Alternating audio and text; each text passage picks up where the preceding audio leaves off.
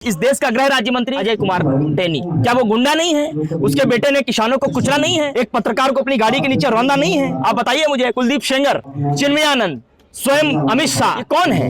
या ये तरी पार नहीं रहे हैं? इन पे तमाम मुकदमे नहीं चले हैं? स्वयं योगी आदित्यनाथ पे तमाम मुकदमे नहीं चले हैं? मैं थोड़ी कह रहा हूँ, ये तो रिकॉर्ड है, सार्वजनिक है, पब्लिक डोमेन में है। किसान आंदोलन के समय भी आपने यही किया। अंतोगत्ता क्या हुआ? आपको 19 नवंबर को माफी मांगनी पड़ी देश के सामने। जब किसी चोर को चोर कहो और वो रिएक्ट ना करे, इसका मतलब उसने कुछ नहीं किया। लेकिन चोर को चोर कहो और वो झिलमिला उठे, तिलमिला उठे, चिल्लाए, एकदम चीखने चिल्लाने लगे, इसका मतलब मामला कुछ गड़बड़ है। यहाँ दाल में काला नहीं है, यहाँ पूरी दाल ही काली है, क्योंकि उसका आपराधिक इतिहास इस बात की गवाही देता है। बेशक उसे मंत्री सरकार में बना रखा है, खेल मंत्रालय दे रखा है, लेकिन मैं उसे मंत्री नहीं मानता।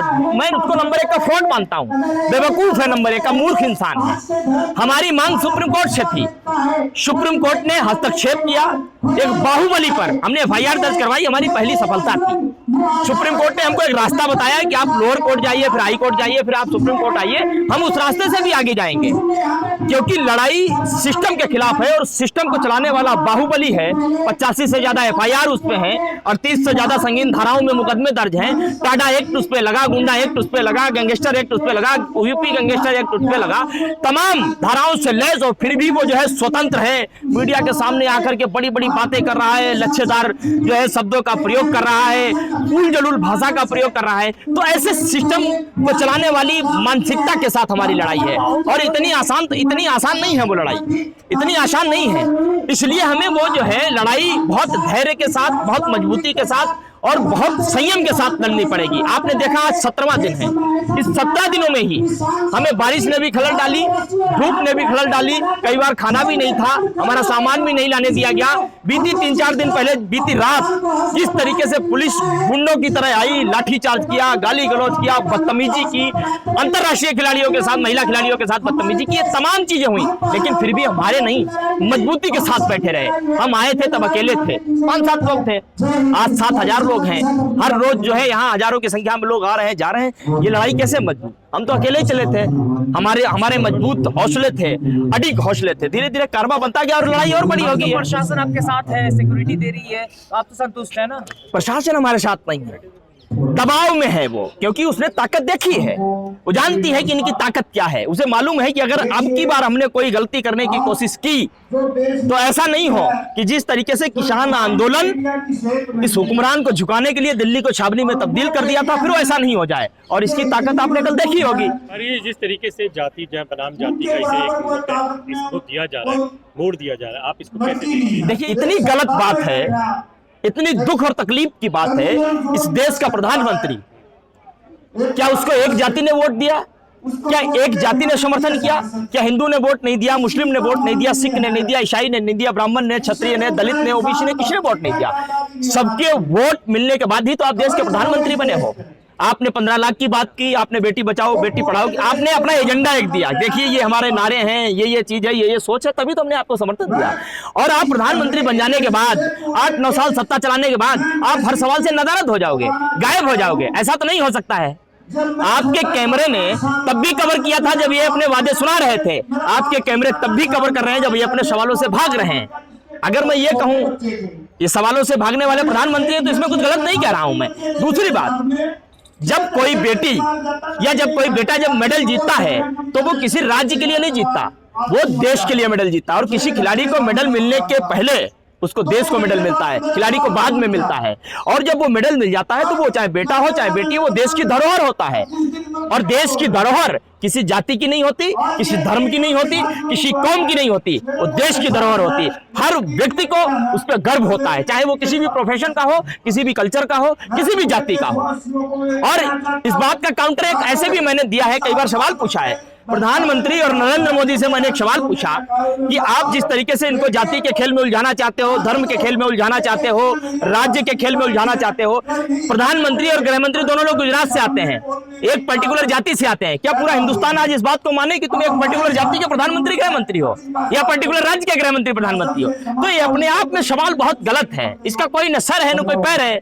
आप इनके मुद्दों को गुमराह करने के लिए, इनके आंदोलन को तोड़ने के लिए, इनके मनोबल को कमजोर करने के लिए तमाम अनर्गल बातें करते हो तो करते रहो। किसान आंदोलन के समय भी आपने यही किया। अंतोगत्ता क्या हुआ? आपको 19 नवंबर को माफी मांगनी पड़ी देश के सामने। और फिर कहीं, और आपको एक और बात बता दूं, इन खिलाड़ियों पे एक एलिगेशन लगाया गया था कि जिस तरीके से ये सड़कों पर बैठी हैं, ये अनुशासनहीनता, इससे देश की बदनामी हो रही है। इनके बैठने से अनुशासनहीनता तो नहीं हो रही है, लेकिन तुम्हारे राज्य में बेटी बचाओ बेटी पढ़ाओ का कैंपेन बड़ी जोर शोर से चलाया गया, और उस कैंपेन को चलने के बाद अंतरराष्ट्रीय ख्याति प्राप्त करती हुई बेटियां जब 15-15 दिन सड़कों पर बैठे, उनके आंसू ये सरकार देखने को तैयार नहीं हो, हुक्मरान उनकी बात सुनने को तैयार नहीं हो, तब जरूर देश की बदनामी होती है। देश की बदनामी देश में नहीं, विश्व स्तर पर होती है। भाई साहब कह रहे हैं आप कि ब्रिजभूषण माफिया, अगर माफिया होते तो मिट्टी में नहीं मिला दिए होते अब तक योगी जी। देखिए, मैं हमेशा एक उम्मीद करता हूं कि एक पत्रकार की तरीके से सवाल पूछे।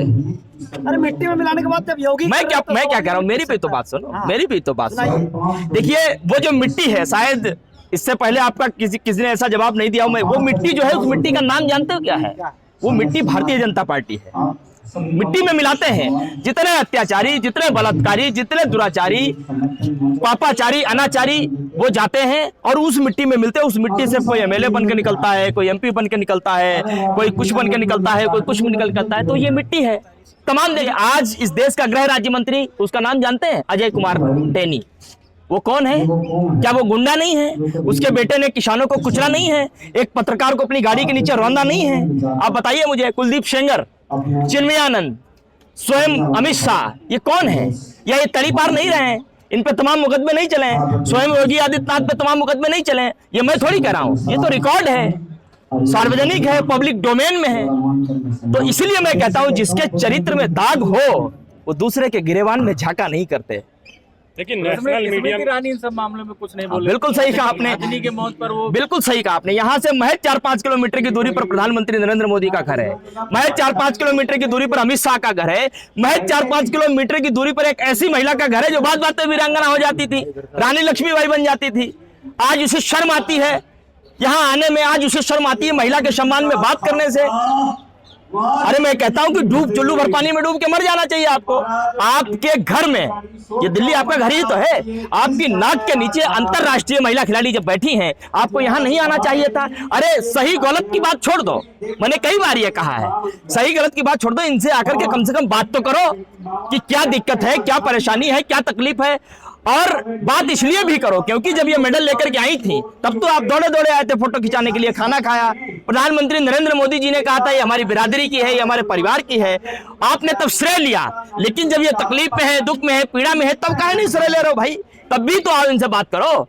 लेकिन इससे भी बड़ी एक बात मैं कहता हूं, वर्तमान हिंदुस्तान की राष्ट्रपति एक महिला हैं जिनका नाम द्रौपदी मुर्मू है, जो अपने आप को दलित बताती हैं और दलितों की बड़ी शुभचिंतक बताती हैं। ये ओबीसी समाज से ही आते हैं।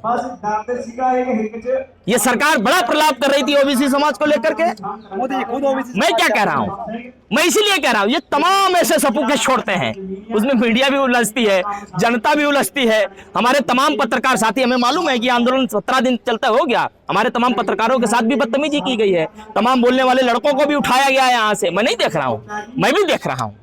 और इसीलिए जब मैं ये कहता हूं कि लोकतंत्र की सरेआम हत्या की जा रही है, लोकतंत्र को सरेआम कुचला जा रहा है, तो मैं कुछ गलत नहीं कह रहा हूं। तिवारी जी, आपसे आखिरी सवाल है कि बाबा आशाराम, उन पे भी पॉक्सो एक्ट के तहत जो है केस दर्ज किया गया था, और ऐसी लड़की महिला ने केस किया था जो उसको आज तक कोई मतलब भारत के लोग नहीं जानते हैं, लेकिन जो देश के लिए, देश की गौरव है, देश के सम्मान बढ़ाती है, और वो जब जो है ब्रिजभूषण पे जो आरोप लगता पॉक्सो एक्ट के तहत, तो इनकी एक गिरफ्तारी नहीं होती। दोनों में क्या अंतर आप देखते हैं? देखिए, दोनों में बहुत अंतर है।